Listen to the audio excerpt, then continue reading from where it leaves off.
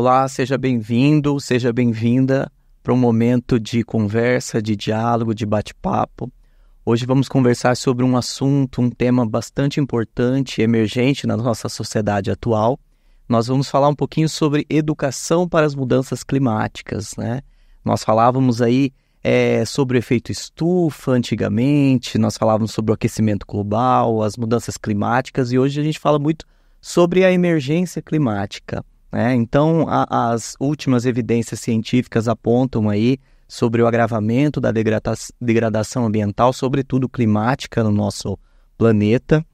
E esses eventos eles estão acontecendo periodicamente de forma severa, né? Assim como as enchentes, as secas prolongadas, os incêndios florestais, entre outros conflitos aí que nós podemos sentir hoje na pele. Então, nós convidamos duas pessoas para esse diálogo, para esse bate-papo.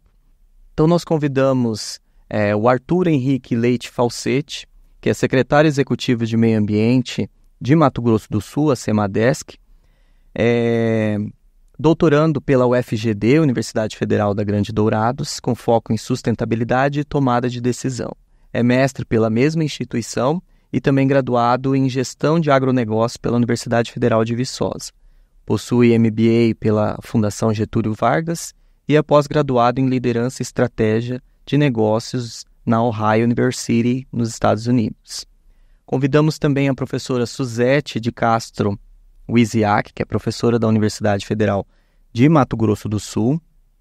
A professora é graduada em Ciências Biológicas, mestre e doutora em Educação e atualmente é docente no Instituto de Biociências da UFMS, no qual coordena e participa de projetos de pesquisa, ensino e extensão. É pesquisadora dos cursos de mestrado e doutorado em Ensino e Ciências, com foco em Educação Ambiental. É membro também da Comissão Interinstitucional de Educação Ambiental do Mato Grosso do Sul, a CIEA, e também é líder do Grupo de Pesquisa em Educação Ambiental, Saberes e Ciências, o SACI-UFMS. Sejam bem-vindos. Nós inicialmente vamos tratar aí sobre uma margem de caracterização das mudanças climáticas hoje, né? Sobretudo aí sobre esse estado de emergência climática, como muitos especialistas vêm abordando atualmente, né? Hoje nós falamos sobre o dia de sobrecarga da Terra, o ponto de não retorno, uma possível sexta extinção em massa, né? As crises acometidas aí pelo período em qual a gente vive, né, esse antropoceno, né? Então eu gostaria de ouvir você, Arthur Henrique, sobre você tem acompanhado, você é um especialista na área, você acabou de vir da COP29, é isso? Né? A gente queria ouvir um pouquinho de você, Arthur, sobre o que as mudanças climáticas tem impactado e se é realmente já um estado de emergência climática ou se as mudanças climáticas hoje no nosso país, sobretudo no Brasil, no estado de Mato Grosso do Sul, como que vem reverberando, sobretudo na questão política e também a caracterização técnica desse fenômeno que é natural, mas também não é natural. Né? Perfeito. Obrigado, Luiz, pelo convite, professora. Bom, como você disse, é natural, mas não é natural. Acho que essa é uma definição que é bastante legal, né? Porque toda essa discussão, ela parte de um processo que seria natural, né? O processo de efeito estufa, ele é um processo que química e fisicamente existe no nosso planeta, inclusive é um dos fatores que permite com que haja vida no nosso planeta. Mas por conta de como, dentro da história da evolução do Homo sapiens, a nossa sociedade se organizou, a gente acabou tendo, por conta de todas as alterações que o ser humano causou no nosso planeta, uma mudança desse fenômeno. Então, há 12 mil anos, lá na região do Crescente Fértil, na Ásia, quando o ser humano começa a se fixar, e o que possibilita ele de fazer isso é a atividade agrícola, né? Porque é o alimento que permite a fixação do homem no campo. E a partir daí a gente tem o desenvolvimento das grandes civilizações, a gente começa a ter uma mudança profunda dentro do nosso estabelecimento no planeta e a nossa dinâmica de interação dentro dos diferentes ecossistemas que existem. Quando nós éramos nômades, vivíamos daquilo que caçávamos e coletávamos e não tínhamos capacidade de nos fixar, primeiro que nós éramos em número muito menor, né? Porque ao não ter excedente de alimento, a gente não conseguia se multiplicar com tanta velocidade, nenhum tipo de avanço que foi o que permitiu o aumento na expectativa de vida do ser humano era possível naquela época. Então nós éramos uma população limitada que tinha um impacto muito difuso dentro dos territórios que habitava. E a gente passa aí por um processo de 12 mil anos de mudança de tudo isso. Tem um marco muito importante nessa história de desenvolvimento, né? Então a gente tem lá o desenvolvimento dos grandes impérios, né? Se a gente voltar um pouquinho na história, a gente começa a ter uma formação geopolítica do mundo muito parecida com o que a gente tem hoje, e a gente tem o fenômeno da Revolução Industrial. Então para essa agenda, esse é o grande marco. Porque a Revolução Industrial ela trouxe, pensando em resultado final, foi ela que possibilitou o aumento das emissões dos gases de efeito estufa pela humanidade, né? Mas isso não é tão simples quanto parece. Uma série de processos históricos que juntos levaram a essa construção. Então, ao termos a Revolução Industrial, a possibilidade de se produzir em massa, e essa produção em massa ela se espalha por todos os setores da nossa economia, o ser humano ele começa a se desenvolver no entorno dos grandes centros urbanos, e o conceito de desenvolvimento ele se atrela muito ao desenvolvimento industrial, então passa a poder se desenvolver aquelas nações que tinham a capacidade de aplicar todas as tecnologias e a mão de obra que foi organizada durante a Revolução Industrial, e a gente começa a ter uma mudança muito grande na matriz de produção do mundo. E com isso, a utilização intensiva dos combustíveis fósseis. Então, tanto num primeiro momento, a utilização das florestas, especialmente as temperadas no continente europeu, por conta da necessidade do carvão, e depois a exploração dos combustíveis fósseis. Então, essa forma com a qual o mundo moderno que a gente conhece se constitui, tem tudo a ver com essa agenda. Porque, ao começar a fazer uso intensivo dos combustíveis fósseis e ao começar a industrializar os processos no nível que nós fizemos, a gente aumentou muito a emissão dos chamados gases de efeito estufa, que são naturais dentro da nossa atmosfera, mas o que a gente fez foi concentrar esses gases na nossa atmosfera. Então, o nosso planeta ele é um sistema fechado. Tudo aquilo que a gente transforma aqui dentro, só fica aqui dentro, não tem para onde ir, né? E esse é um conceito bastante importante, porque ele tem a ver com uma série de problemas do ponto de vista de meio ambiente que a gente tem. Então, a gente vive num sistema fechado. A partir do momento que eu resolvo desenterrar um elemento químico que está no nosso subsolo, né, que é o petróleo, então, a partir do momento que eu resolvo tirar carbono do subsolo e trazer à superfície, estando num sistema fechado, não existe nenhuma mágica que faça isso desaparecer depois. Então eu estou dentro do sistema, deslocando ele de um lugar para o outro, e isso tem impacto. E é exatamente isso que aconteceu. Então a gente aumenta as concentrações de dióxido de carbono, de metano, de compostos a partir do nitrogênio na nossa atmosfera. Isso causa uma alteração química e física dela. E com isso, a gente começa a ter o aumento gradativo da temperatura. Esse não é um fenômeno que vem sendo reportado, ele não é recente. A gente tem do século XIX, pesquisas do final do século XIX que simulavam a nossa atmosfera e que demonstravam qual era o impacto do ponto de vista de aquecimento nesse sistema fechado à medida que aumentava a concentração de determinados gases. Foi nessa época que um pesquisador chamado Arrhenius descobriu que o dióxido de carbono tinha esse efeito de, à medida que é concentrado na atmosfera, aumentar a temperatura daquilo que está sob influência dessa atmosfera.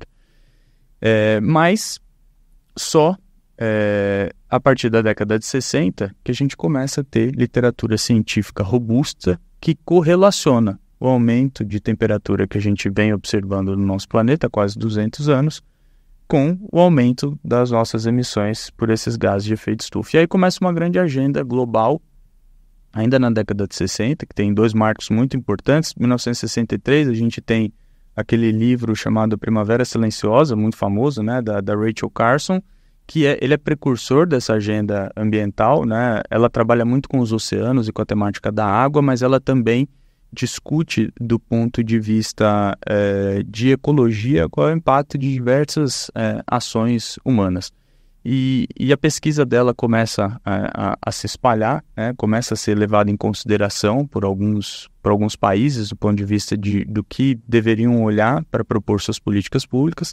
E no finalzinho da década de 60, muito motivado por isso, a gente tem o Clube de Roma, que é a primeira vez que a Organização das Nações Unidas formaliza uma discussão, uma agenda no entorno da temática das mudanças climáticas. E aí, na sequência, já em 72, a Conferência de Estocolmo. E aí, essa agenda começa a tracionar e ela deriva nessa grande agenda global que a gente tem hoje, que está representada pela COP. A COP é a Conferência das Partes, né? Ou seja, ela é o grupo internacional, né? O espaço de discussão internacional, onde todos os estados se reúnem, são 196 participantes, para discutir os desafios. Essa agenda ela foi avançando, né, e ela foi mudando ao longo do tempo, mas ela começa por conta do fenômeno das mudanças climáticas, que vem se agravando nas últimas décadas, e hoje ela é uma agenda que trata não só do fenômeno das mudanças climáticas e como que os estados, as nações vão atacar esse problema, mas uma série de agendas que deriva disso, né? Então, a gente tem aí a agenda da proteção dos recursos naturais, que deriva disso, a biodiversidade, existe uma COP que é específica para discutir a biodiversidade. A gente tem hoje toda a discussão no entorno de justiça climática, das cidades, as comunidades mais vulneráveis, como o impacto das mudanças climáticas ele é diferente dependendo, né, dos locais, dependendo da classe social. Então, tem uma discussão que é bastante ampla no entorno dessa agenda. E que tem dois marcos muito importantes, né? A gente tem primeiro o protocolo de Kyoto, né? Que é uma primeira tentativa da COP de organizar, né? Então das Nações Unidas, de organizar os países no entorno de metas de descarbonização da economia, porque na mesma medida que o problema é causado porque a gente emite gases de efeito estufa para a atmosfera, a solução do problema está em retirar esses gases de efeito estufa, ou esse excedente de gases de efeito estufa da atmosfera. Então, essa agenda começa com uma meta de tentar limitar o aumento da temperatura do planeta a 2 graus. Então, veja que ela já começa do perdemos, né? Ela não começa do vamos impedir o aumento de temperatura. Não, a temperatura vai subir e a gente não tem tempo suficiente para não deixar com que isso aconteça. Então, a gente quer esforços para limitar esse aquecimento do planeta a 2 graus. Então, o protocolo de Kyoto ele é criado no entorno disso. O quanto que eu tenho que tentar descarbonizar a minha economia para a gente tentar limitar. O protocolo de Kyoto ele passa por uma série de dificuldades, inclusive de grandes países como Estados Unidos e China não ratificando o protocolo, então não se comprometendo de forma oficial com as metas. Ele acaba falhando, ele traz alguns avanços, mas ele acaba falhando como instrumento de política internacional. E aí a gente tem na sequência, o Acordo de Paris, que é o que está válido hoje, o Acordo de Paris de 2015, né? Começou sua implementação em 2015, e aí agora sim, a gente tem os países para dentro, inclusive os desenvolvidos, os em desenvolvimento, os grandes países todos participando, com uma agenda robusta, que basicamente diz para o mundo, e agora não é mais limitar a 2 graus, agora a tentativa é limitar a 1,5 graus, né? Então, até 2050, como que cada país no mundo vai se comprometer com essa agenda climática e com todas essas derivações que eu comentei. Vale dizer que o Brasil apresentou semana passada, durante a COP, as suas contribuições nacionais determinadas, que é o nome que se dá a essas metas de cada país. O Brasil foi o terceiro país a apresentar, Emirados Árabes Unidos, depois Panamá e Brasil.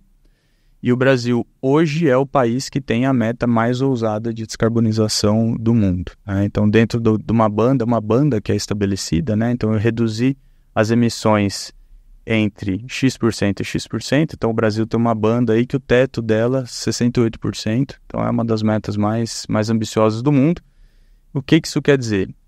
Isso é muito importante, porque essas contribuições elas são acordadas do ponto de vista internacional, e aí elas são remetidas ao nosso Congresso, e o nosso Congresso transforma isso em lei. Então, essas contribuições elas são transformadas efetivamente em lei. Então, o país precisa buscar esse compromisso internacional. E agora se inicia um processo do governo federal com os estados de transformar essas metas para os diferentes setores da economia. Então, o recorte que é feito é por setor. Então, cada setor da economia assume a fatia dessa meta que lhe diz respeito e vai trabalhar para atingir seus objetivos em 2030, 2040 e 2050. Numa tentativa de tentar frear um pouco o que a gente está vendo, né? Porque não é só o aquecimento do planeta, que por si só já traz um impacto enorme, especialmente para algumas regiões do mundo, especialmente para algumas atividades, como, por exemplo, a produção de alimento, né? Que ela é totalmente dependente das questões climáticas. Então, a gente começa a ter uma mudança de dinâmica muito grande. Determinados alimentos deixam de poder ser cultivados em algumas regiões, outros, em contrapartida, passam a ser possível, né? Mas a gente tem, no geral, um cenário negativo, né? Onde você tem muito mais perda do que ganho. Mas além desses esforços, os compromissos com outras agendas. Então, o que a gente vai fazer do ponto de vista de gestão de recursos hídricos, o que a gente vai fazer dentro da pauta de biodiversidade. Enfim, agora é o momento onde começa a se discutir, setor a setor, como que cada um vai agir para a gente poder frear. Como eu estava dizendo, não é só a questão da redução, né, ou de travar aí o aumento da temperatura, mas um dos grandes impactos que a gente vê hoje é a volatilidade do que acontece com o clima, né, e os eventos extremos. Os eventos extremos hoje são, do ponto de vista do impacto na vida humana e terrestre de maneira geral, são os que têm maior potencial de dano, né? Então são os eventos extremos de seca, os eventos extremos de chuva, enfim, e outros fenômenos que estão acontecendo, a gente está vendo aí ao redor do mundo. Esse ano no Brasil, mais de 80% das perdas econômicas do nosso país foram por conta de desastres naturais. Então, mais do que o aumento gradativo da temperatura, a nossa incapacidade cada vez menor de prever esses extremos climáticos e a frequência com a qual eles ocorrem, esse é um impacto que precisa ser trabalhado, né? E aí é por isso que dentro dessa agenda a gente tem a agenda de mitigação, que é como as economias vão se descarbonizar, e a de adaptação, que o problema existe, ele está posto.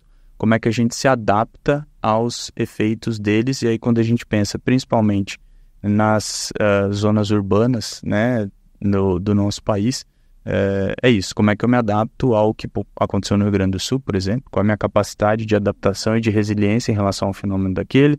Qual é, aqui pensando no nosso estado, a nossa capacidade de adaptação e resiliência a uma crise hídrica como a que a gente está vivendo agora, que já dura 6 anos e deve se prolongar ainda mais, algumas cidades correndo risco de falta de abastecimento de água, a gente não podendo navegar o Rio Paraguai nesse momento, então não é só a temperatura, uma série de desdobramentos que essa agenda internacional trabalha aí para tentar achar uma solução comum até 2050, e lógico, a gente sempre contando com o avanço tecnológico, né? Que a ciência nos demonstre em algum momento alguma tecnologia que não está posta ainda, alguma coisa que a gente ainda não conhece e que vai ajudar a gente com esses desafios.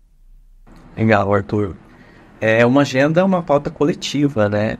De várias instâncias. Eu acredito que a esfera ambiental perpassa muito mais além do que o simples biologia do ser, né, do ser humano, mas sim da biosfera por completa, né? Você mencionou, na verdade, que não existe planeta B, né? Na verdade, isso a gente escuta quase que sempre, né? Vários autores citam aí a nossa negligência enquanto ser humano de distanciamento da natureza, da nossa própria natureza, né? Então, você mencionou também essas consequências, esses resultados negativos, né? Sobretudo que impactam na vulnerabilidade dos povos, né? Sobretudo os mais afetados, né? Os mais pobres, né? E a gente pode citar inúmeros casos aí dessas consequências, né? E falando um pouquinho de legislação, né? Puxando o gancho ali para a professora Suzete, né? a gente teve ali, né, uma lei 14.926 de 2024, né, que alterou a Política Nacional de Educação Ambiental e incluiu a conservação da biodiversidade, sobretudo das mudanças climáticas, como objetivo da educação ambiental também nos currículos ali do ensino básico, do ensino superior, né, em todas as modalidades de ensino. E principalmente é uma temática que vai abarcar também as conferências, né, as conferências nacionais de meio ambiente, tanto da etapa adulta, né, quanto a infanto-juvenil, que vão acontecer nas escolas do Brasil inteiro. E eu queria saber um pouquinho da professora Suzete, como que nós podemos não só trabalhar, mas abarcar esse conhecimento, sobretudo tão emergente na sociedade hoje, dentro dos espaços formais de ensino e também não formais, né? Porque haja vista aí, existe uma lacuna, né? Porque a gente não tem ainda nos currículos essa questão, porque é algo que demanda de urgência, né? Então a gente queria saber um pouquinho da senhora, como a professora tem essa visão de aproximação dessa temática dentro do campo educacional, sobretudo da educação ambiental, de que forma que a gente pode desenvolvê-la, de que forma que a gente pode pensar em estratégias, metodologicamente falando, né, dentro desses espaços, como que a gente pode se apropriar disso, né, sem uma ingenuidade, mas de entender esse problema como um problema sistêmico, né, da sociedade, que vai além de pensar que a responsabilidade é só nossa, né, mas de um todo, né? Sim, perfeito. A gente tem que pensar que é uma situação de emergência. Se é uma situação de emergência social, política, tecnológica, etc., como o Arthur mencionou, tem que ser uma situação de emergência também no âmbito escolar, no âmbito da educação, seja ela formal ou não formal. Não existe uma receita para se fazer isso, né? A gente discute muito no âmbito da educação que não existe uma receita. Também nós não vamos levar para essa situação para uma pedagogia da catástrofe. Não. Mas a gente precisa, sim, alertar para os riscos, né? Arthur mencionou diversos que nós já estamos vivenciando. Alguns mais sofrendo com esse processo, outros menos, muitos não sabendo, né, dos riscos a que estão submetidos. Então, no campo da educação, a gente tem que alertar para isso. E como é que a gente vai fazer isso? Bom, na educação a gente ensina. O que a gente ensina? A gente ensina conceitos. Arthur já falou aí alguns conceitos para a gente, né? Conceito de ecossistema, conceito de equilíbrio ecológico. A gente faz isso, sobretudo em algumas disciplinas, outras não, né? Mas a gente precisa ir além, porque só o conhecimento científico não dá conta dessa situação, né? As crianças, os professores, as pessoas precisam compreender que a situação exige mudanças de pensamento, mudanças de comportamento, né? Então, no âmbito da educação, a gente tem que trabalhar isso. Tem que trabalhar comportamentos, tem que informar fatos históricos. Não é só o professor de história que traz fatos históricos. Todos os professores deveriam levar fatos históricos. Arthur mencionou aí, olha, 80% da perda econômica do Brasil se deu em relação a desastres, né, que ocorreram, né, no Brasil. E que foram terríveis. O do Sul, agora que recém ocorreu, né? Esses assuntos precisam ser levados para o currículo. Os professores precisam apresentar esses fatos. São fatos, são concretos, né? Então, como que eu vou começar uma aula sobre emergência climática? A melhor maneira é mostrar algo que ocorreu e discutir com crianças e adolescentes o que levou àquela situação, quais as perdas que aquelas famílias, aquela comunidade sofreu, inclusive as perdas econômicas, né? Como que eu posso lidar com essa situação politicamente, né? Como é que eu vou verificar se as pessoas que eu vou eleger estão tratando dessa agenda? Os nossos representantes políticos precisam tratar essa agenda com a necessidade que ela merece, né? Então, são assuntos para serem tratados no âmbito do currículo. E eu não faço isso só apresentando o texto científico do livro didático. Não é assim. Isso não convence. Outra situação que nós temos que pensar, que no Brasil nós estamos sofrendo, é com as fake news. E em relação a esse assunto, existem muitas fake news. Há um descrédito por parte da população de que o que nós estamos dizendo hoje não é verdadeiro, não é científico, não é verdadeiro. Então, nós vamos ter que tratar esse assunto do ponto de vista científico, né? E mostrar que a ciência, sim, ela tem metodologias, ela tem procedimentos que permitem coletar dados que estão evoluindo, né, e que estão mostrando para a gente os problemas da emergência climática. Então, do ponto de vista curricular, nós precisamos também de um trabalho coletivo, né? No âmbito da Secretaria de Educação, que vocês aqui representam, né, é fundamental que vocês, técnicos da Secretaria de Educação, forneçam aos professores dados que eles possam trabalhar nas escolas. Inclusive, o que você acabou de me dizer, né, que a mudança da lei, né, que muitas vezes o professor que está lá no seu dia a dia nem está sabendo do que está acontecendo. E algo que é fundamental para todo educador é entender que a agenda da educação ambiental, ela tem que caminhar junto com a agenda ambiental. Olha aqui, o Arthur nos trouxe algumas informações importantíssimas que fazem parte da agenda ambiental. E nós, educadores, não podemos ficar à parte disso. A professora Isabel Carvalho, ela diz que a educação ambiental brasileira, ela sempre caminhou junto com a agenda ambiental.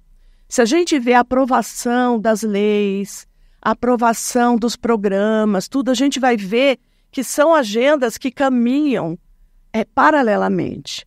Então, nós, professores, temos que buscar esses conhecimentos, né, que estão acontecendo na agenda ambiental, né, para trazer para dentro do currículo. O currículo hoje, ele tem... Aí o professor pode dizer assim, mas hoje o currículo, nós temos uma base curricular nacional comum que a gente não pode mudar, né? Não é bem assim. A base, ela apresenta competências, né, que devem ser trabalhadas. Mas dentro das competências, nós podemos criar subcompetências. A própria Secretaria de Educação fez um trabalho muito bacana em algumas áreas do conhecimento, trabalhando a base curricular nacional comum, trazendo essa base para o Mato Grosso do Sul e mostrando aspectos da realidade sul-mato-grossense que podem ser trabalhados aqui de acordo com o que está descrito nessas diretrizes curriculares. E são diretrizes, né, como o próprio nome diz, são diretrizes. Então, a gente tem que ter autonomia para trazer esses assuntos, discutir esses assuntos que nem sempre são fáceis, algumas vezes são polêmicos, né, mas que exige o nosso enfrentamento, né, para mostrar que o cuidado com o meio ambiente é um cuidado diário.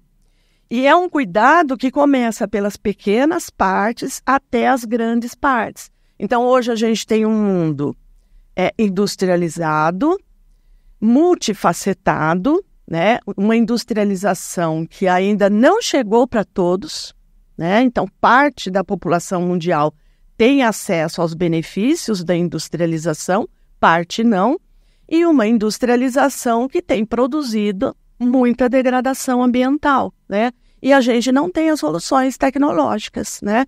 Então, com certeza, as soluções passam pelo modo de vida da sociedade, né? Pelo consumo, né? Porque o consumo exacerbado, o consumo hoje adoece as pessoas consomem aquilo que elas nem precisam, né? É uma felicidade momentânea e é uma felicidade que muitas vezes adoece, né? E que não é necessário. Então, todo esse assunto nos leva a repensar a vida do planeta e a nossa vida, né? A nossa vida pessoal, individual e a nossa vida coletiva. Isto tudo tem que estar no currículo. Porque se o professor não coloca, as próprias crianças incorporam. Elas incorporam pelas mídias, elas incorporam pelas informações, muitas vezes erradas que elas recebem, né? E se o professor não está atento a levar esse assunto para dentro de sala de aula, e inclusive tirar o assunto de dentro da sala de aula e levar para a comunidade, ele não vai desenvolver o currículo de acordo com a própria base, né? Porque se a gente olhar a base curricular, vocês vão ver que tem objetivos ali de atender ao desenvolvimento sustentável, a gente tem objetivos voltados à sustentabilidade, voltados à justiça socioambiental, a gente tem tudo isso lá, né? Então, nós precisamos criar esses mecanismos para inserir no currículo. Inserir no currículo significa que toda a escola tem que inserir no seu projeto pedagógico, a secretaria faz o seu papel, a escola faz o seu papel e o professor, lá na sala de aula, tem que escolher muito bem os conteúdos, né, que vão ser trabalhadas as competências previstas na Base Curricular Nacional Comum. E essas problemáticas, professora, elas estão cada vez mais perto, né? Perto da escola, da comunidade, do entorno, né? E como a senhora disse, né? Não há uma receita de bolo, né?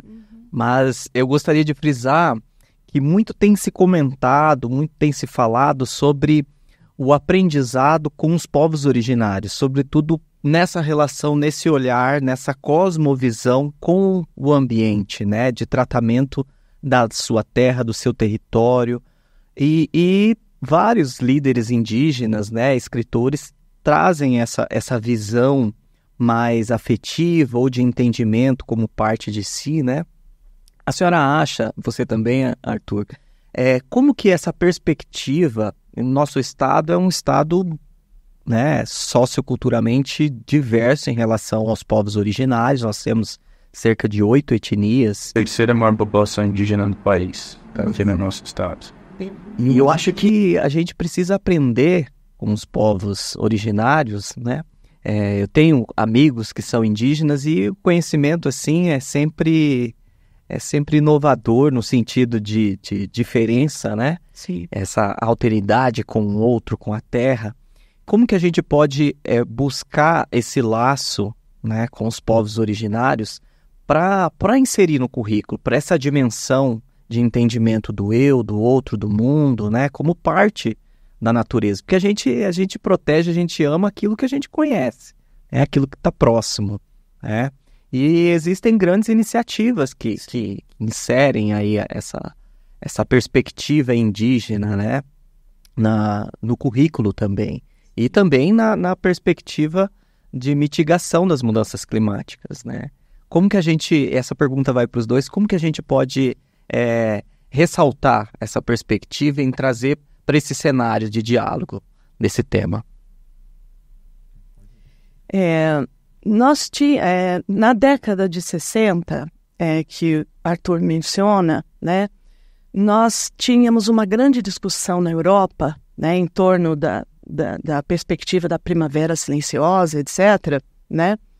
E um grande pensador, Cornelius Castoriadis, ele apontou na época, eu concordei muito com ele, ainda concordo com ele, já faleceu,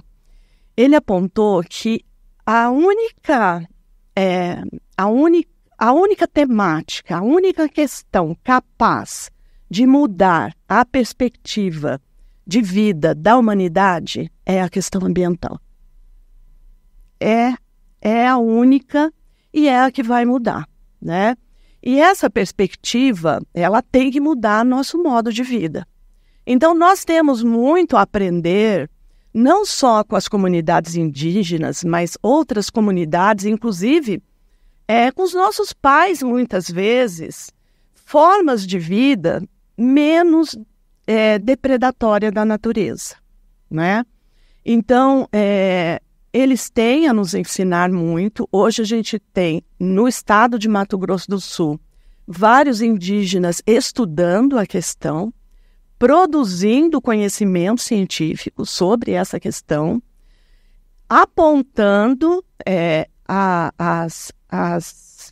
as informações dos seus povos, o modo de viver dos seus povos, que nós podemos nos apropriar, né? Então, a gente já tem muita informação que pode nos ajudar, né? E com outras comunidades, eu vejo assim, eu não sou tão jovem, mas eu vejo, lembro de alguns ensinamentos de minha mãe que eram muito importantes, de muita sabedoria. Edgar Morin diz assim, que a gente tem que transformar a informação em conhecimento e o conhecimento em sabedoria. Esses povos, eles têm sabedoria, porque são conhecimentos já aplicados de muito tempo, né? Então, essa sabedoria, ela tem que ser levada para a escola, ela tem que ser levada para as comunidades, né? Isso é muito importante. E tem a ver com um novo modo de vida, né? A gente tem que pensar sobre isso. Eu costumo dizer, Arthur, para os meus alunos de educação ambiental, que se eles saírem da disciplina de educação ambiental sem questionar a vida deles, sem questionar o consumo, né? Não fizeram a lição de casa da educação ambiental. Às vezes eles falam assim, meu professor, eu sou pobre, eu ainda tenho que consumir mais. Eu falo, eu entendo. Nós temos diferenças, né, de classes grandes no Brasil, eu entendo. Mas o que vocês não podem é querer um tipo de consumo que é o consumo que não traz felicidade, é o consumo que traz doença emocional para a gente e é um consumo que prejudica a natureza. A natureza precisa de cuidados, né? Então, em todas as atividades econômicas, isso precisa ser levado. Em todos os cursos, mesmo na universidade, a gente ainda não tem isso consolidado. Não temos. Nós temos cursos que pouco trabalham esse assunto, né? E na disciplina de educação ambiental, eu recebo aluno de todos os cursos. Você conhece enfermagem, engenharia, medicina, querendo fazer educação ambiental. O que significa isso? Significa que existem pessoas preocupadas com a natureza, preocupadas com o seu dia a dia, preocupadas com os destinos da natureza, né? E com os destinos políticos. E essa educação, ela é política. Toda educação é política. Não existe educação neutra, né? Tem gente que fala assim, a educação tem que ser neutra. Não existe neutralidade em nenhuma ação humana, muito menos na educação, né? O que significa ser uma educação política? Uma educação que eu quero reverter essa situação. A educação ambiental foi criada para isso, né? Essa educação ambiental que nós conhecemos, da década de 60, depois da Carson, ela foi criada para reverter uma situação.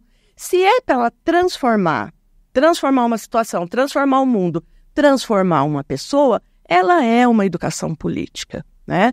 Então, não existe neutralidade. Todo professor tem que ter essa consciência de que ele está no planeta Terra, este planeta está sofrendo, né? Está sendo degradado, está com iminência de grandes desastres, né? E hoje existe um acordo internacional para rever isso. Então, nós temos que fazer a nossa parte, né? A nossa parte individual e a nossa parte coletiva, no sentido de fazer política, de escolher os governantes de entender se essas pessoas, de fato, estão preocupadas com essa questão. Luiz, acho que o ponto que você trouxe, né, acho que a professora trouxe aqui vários pontos que me fizeram pensar em alguns elementos aqui que são muito importantes. Essa é uma agenda que ela demanda obrigatoriamente construção coletiva. Então, a hora que a gente parte desse entendimento, e que eu acho que talvez essa é uma coisa que não tenha ficado tão clara conforme a sociedade se desenvolveu, né? Porque a sociedade sempre teve agendas muito concorrentes, né? Então, eu preciso me industrializar. Então, como se me industrializar fosse fazê-lo em detrimento a todo o resto. Ou não, eu preciso, né? Então, as agendas, elas me parece que no mundo sempre foram construídas de forma muito concorrente, de fortalecer um setor, de fortalecer uma região, um determinado país. E esse é um desafio que, com essa mentalidade que foi construída, né, nos últimos milhares de anos, ele não tem como ser superado. Porque a gente está falando de um fenômeno que são ações locais que causam impactos globais. E esses impactos globais, eles atingem diferentes localidades. O Brasil, que é responsável por menos de 3% das emissões do mundo, teve um dos maiores desastres naturais do planeta. Então não existe proporcionalidade. Não tem, não é, né? Então, porque se fosse assim, pensando nessa agenda de emissão de gases, a gente tem as grandes nações produtoras de petróleo e os países desenvolvidos. Se você pegar China, Estados Unidos e União Europeia, representam aí mais do que metade das emissões do mundo. Então, a agenda justa seria concentrar 50% do impacto nesses países, né? Então, e é uma coisa que não existe nessa agenda. Essa agenda ela não é uma agenda de concorrência, ela é uma agenda de construção.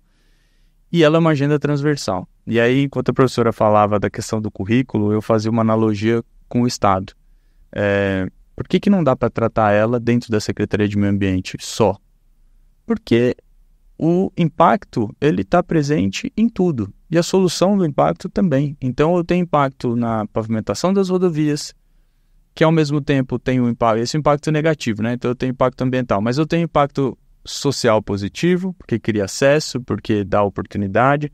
Então, essas agendas, eu não tenho como discutir meio ambiente no Estado sem incluir a educação, sem incluir infraestrutura, sem incluir o desenvolvimento econômico, sem incluir saneamento, sem incluir uma série de outras instituições, porque senão vai ficar uma agenda manca, né? E na educação é a mesma coisa, né? Deixar isso a cargo do currículo talvez da biologia, né, das ciências como um todo ali, mas especificamente da biologia, não que o professor de biologia não tenha competência para tratar, mas já que eu tenho que ensinar um indivíduo sobre história, sobre a formação da sociedade, já que eu tenho que ensiná-lo sobre o efeito estufa lá na ciência, etc., já que em matemática eu tenho que em determinado momento do ensino médio ensinar para ele o que é uma correlação estatística, como é que eu construo uma curva de primeiro, de segundo grau, por que não agregar esses elementos em torno de matemática que por si só ela é transversal, né? Ela está presente aí numa série de questões. E essa transversalidade é o que faz com que eu concorde muito com você da nossa capacidade de agregar diferentes comunidades e os seus conhecimentos, a sua sabedoria para nos ajudar nesse desafio, porque não é um desafio de concorrência, né? E eu acho que tem em cada segmento da nossa sociedade respostas que para todas as outras agendas levam para caminhos diferentes, mas que para essa podem ser respostas para um desafio comum. Então, acho que nas comunidades indígenas tem resposta para uma série de questões. Eu acho que tem na indústria, vão ter respostas de tecnologia importantíssimas para essas questões. Produtor rural tem respostas para essas questões, né? Então, assim, pela forma que a nossa sociedade está posta, eu acho que tem em todos os segmentos uma capacidade muito grande de ajudar e de agregar nessa discussão, que não adianta. Quando a gente olha para o que a gente tem que fazer do ponto de vista aí pensando só na agenda de mitigação de gases de efeito estufa, quando a gente olha que o nosso país precisa reduzir 68% das emissões até 2050, isso bate em absolutamente todos os setores do nosso país. Não tem nenhum setor que sozinho, se cumprir 100% da sua meta, responde por esse 68% do país. Então, é uma agenda que vai ser obrigatoriamente de todo mundo. E como a professora trouxe muito bem, é uma agenda que tem a ver com o nosso modo de vida, com os nossos padrões de consumo, nosso estado. O terceiro maior fator de emissões é resíduos sólidos, é o lixo que a gente produz, que está totalmente conectado com a forma, com a quantidade, com a qualidade com a qual nós consumimos, e que tem muito a ver com como está posta a nossa sociedade. Então, é isso, é um desafio muito completo, né, e complexo para a gente achar que vai resolver ele ensinando isso ou aquilo. Ele é geracional, né? A gente tem um papel, essa geração que está na escola agora, tem um papel, inclusive, de educar os pais, né? E, inclusive, de ajudar nesse processo. E aí, só para finalizar, a professora trouxe um outro aspecto muito importante, que é a questão das fake news, né? Da falta de informação e de a gente, eventualmente... Essa é uma temática que tem muita informação errada por aí, muita mesmo. Eu não sei se é porque, lógico, eu acompanho muito ela, mas eu tenho a sensação de que é uma dos tópicos no mundo que mais tem coisa errada voando por aí de informação, e que para mim tem muito a ver com justamente essa nossa mentalidade de, ao longo da história do mundo, a construção dessas agendas concorrentes.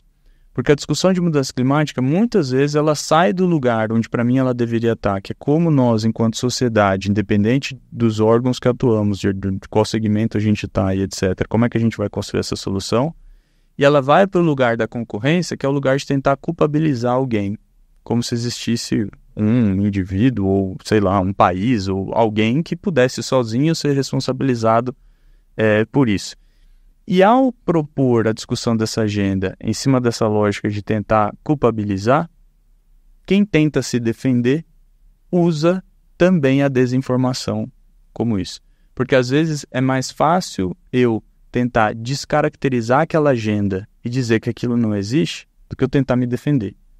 É mais fácil eu tentar negar o problema do que eu tentar me tirar da equação dele. Então, isso acontece, como na política, né? A questão das fake news, ela acontece muito por conta disso. Assim, na minha incapacidade de ser melhor ou de combater o candidato X ou o pensamento X, eu crio desinformação para confundir, né? Então, tem muita coisa dentro dessa área de mudanças climáticas e a gente precisa tomar muito cuidado mesmo, porque não é uma agenda para ser tratada com desinformação, não é uma agenda para ser tratada com superficialidade e com determinado tipo de ideologia, porque ela não tem a ver com a ideologia, ela tem a ver com a forma com a qual a sociedade está posta, é uma construção histórica. Os países, independente dos seus espectros políticos, estão no mesmo mundo, dependem dos recursos naturais, e é isso, a gente tem que encarar como uma construção. Tá certo. Novamente, né, não existe outro planeta, né? Alguns até dizem que a gente pode habitar outros planetas, mas pelo que eu conheço, pelo que eu não já vou contar estudei, com isso. não há essa possibilidade, né? Mas eu quero frisar aqui que acontecerá brevemente ali a 5ª Conferência Nacional do Meio Ambiente, né? A pauta das mudanças climáticas faz parte, né? É o tema principal da conferência, né? E também a 6ª Conferência Infanto-Juvenil pelo Meio Ambiente, que vai tratar de educação e justiça climática, né? Para tratar sobre as questões envolvendo a vulnerabilidade dos povos, né? Hoje a gente fala sobre o racismo ambiental, né? Os refugiados climáticos, né? Esses dias eu estava lendo um artigo recente trazendo não só o conceito, mas estudos de casos até pelo Brasil, né? De como isso afeta não só as comunidades, mas até mesmo a economia de determinado território, né? E é muito interessante.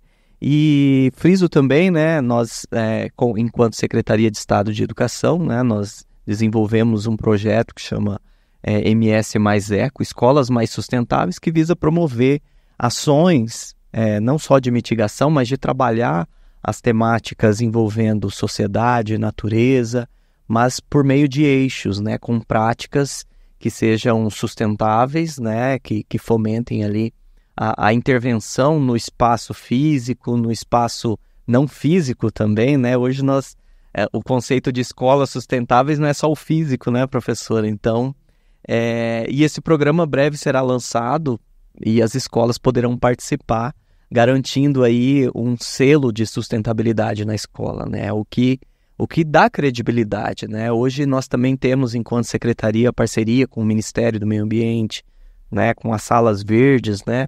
Na Universidade Federal agora um centro também de cooperação de educação ambiental. Alguém quer procurar a secretaria.